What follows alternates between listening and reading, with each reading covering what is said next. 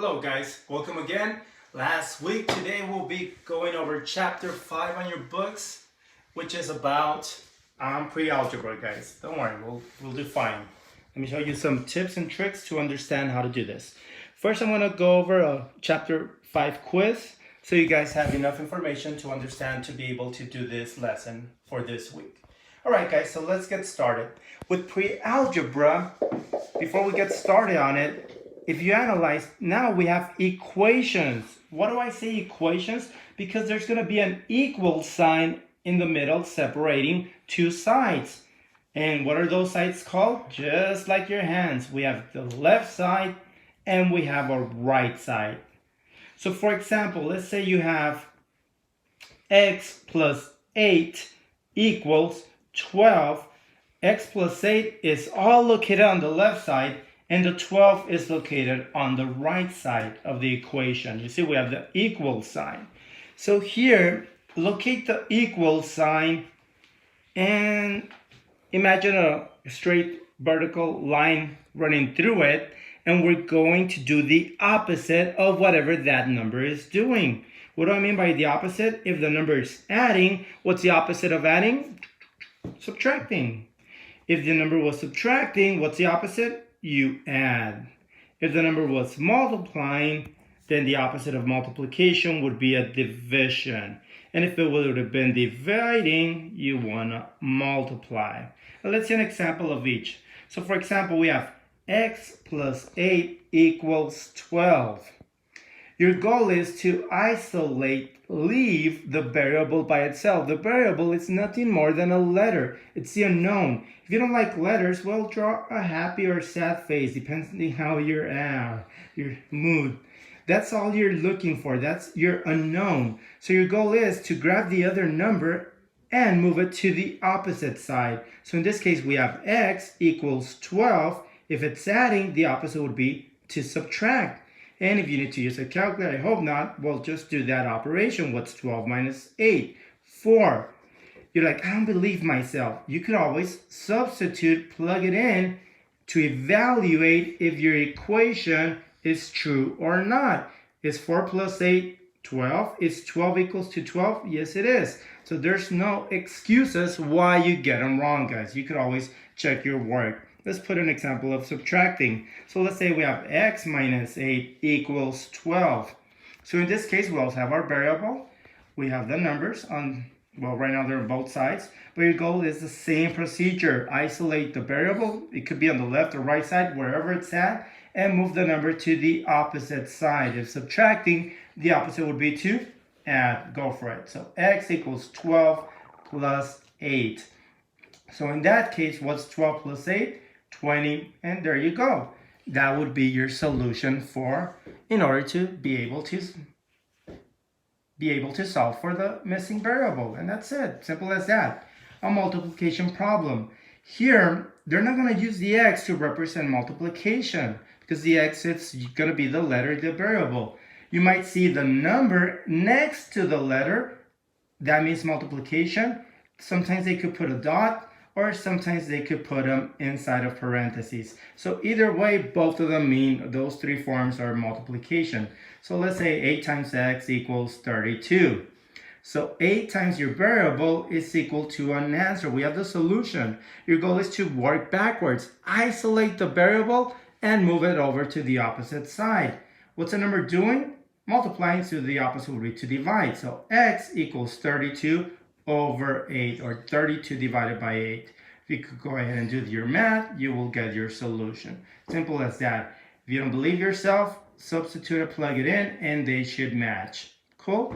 And a division problem, well, we might have the variable, we have the number underneath, and then you have a number. So a variable, in this case x, divided by 8 should equal 11. So if it's dividing, what's the opposite of a division problem? Multiplication. That's correct. So x equals 11 times 8.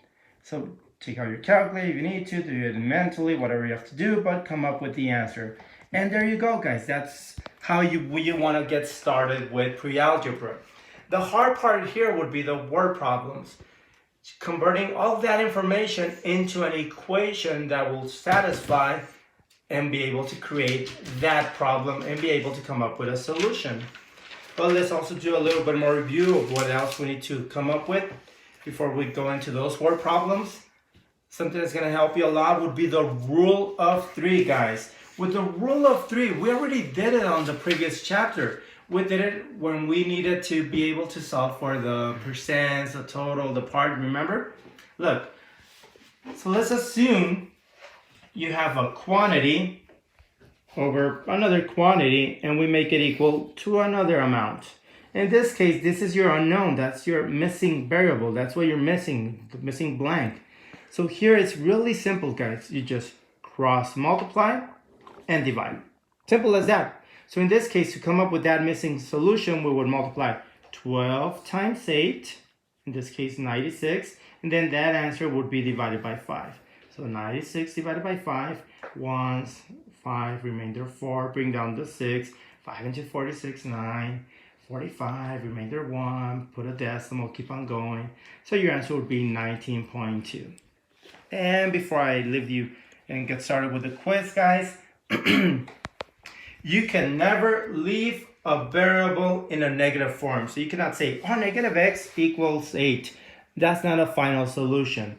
You cannot write it like a fraction. 1 over x equals 12. That's not also a valid solution. So what do you do in that example? Either just switch sides, or magically, whatever's negative will become positive and whatever's positive will become negative. You switch the signs.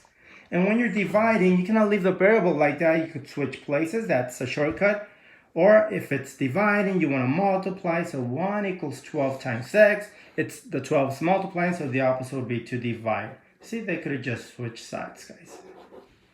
And before I let you out, do we really know the rules of negatives and positives? I hope you do, because it might come in handy and you will need it, guys. There are two rules, one for addition and subtraction and another rule for multiplication and division. Let's start with multiplication and division.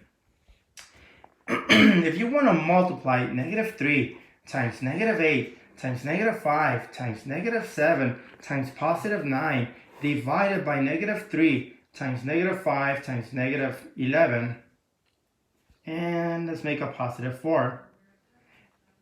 I really don't want the answer yet. I just want you to understand, can you tell if the answer is positive or negative just by looking at it?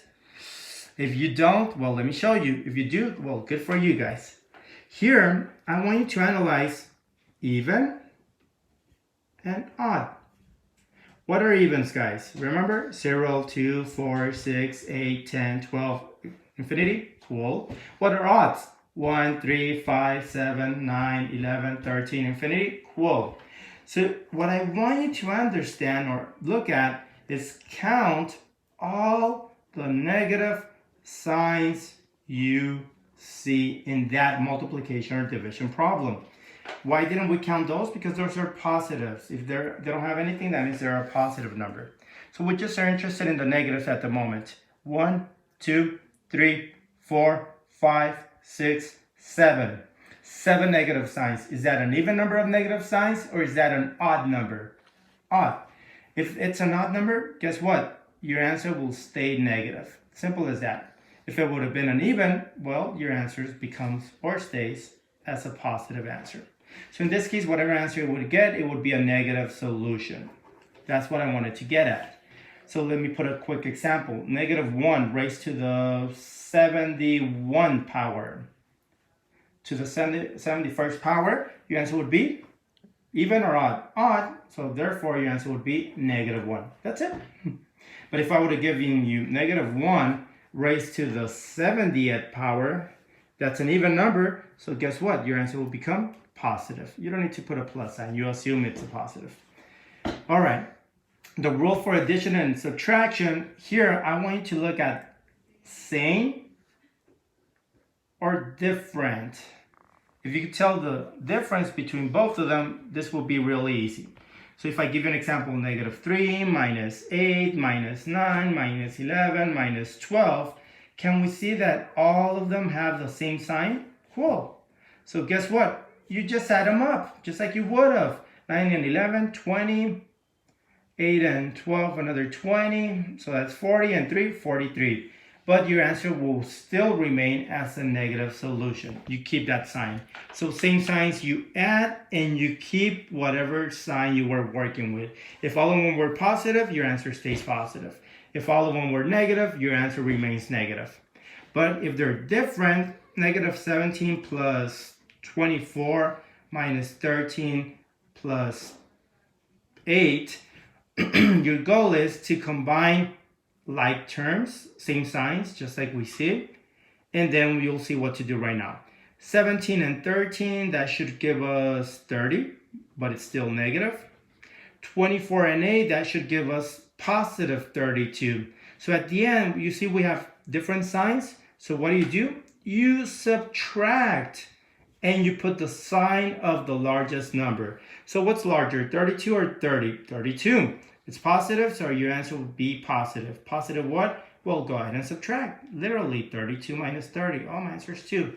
There you go. This is math in simple terms. And last problem, let's assume we have a negative 8 plus a negative 11 minus a negative 7 minus a positive 3.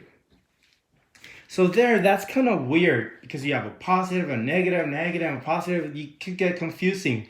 Your goal is to make sure that each number has only one designated sign. The 8 is negative, remains negative. The 11, you have two signs. That's weird. So you're applying the rule of multiplying and dividing. How many negatives do we see? 1, odd. So that means it remains negative 11. Same thing here with the 7. We have 1, 2, two signs. Wasn't that an even number? So that's going to give you positive 7.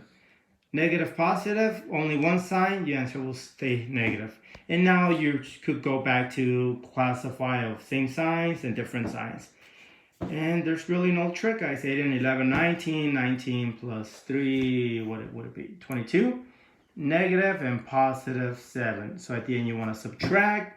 So that should give us 15. Who's larger, 22 or 7? 22 is negative, so your answer would be negative 15. Cool, guys. I hope that helped you out to get an idea of how to work with this chapter. And then I'll put videos on the quizzes and some homework examples. Thank you, guys.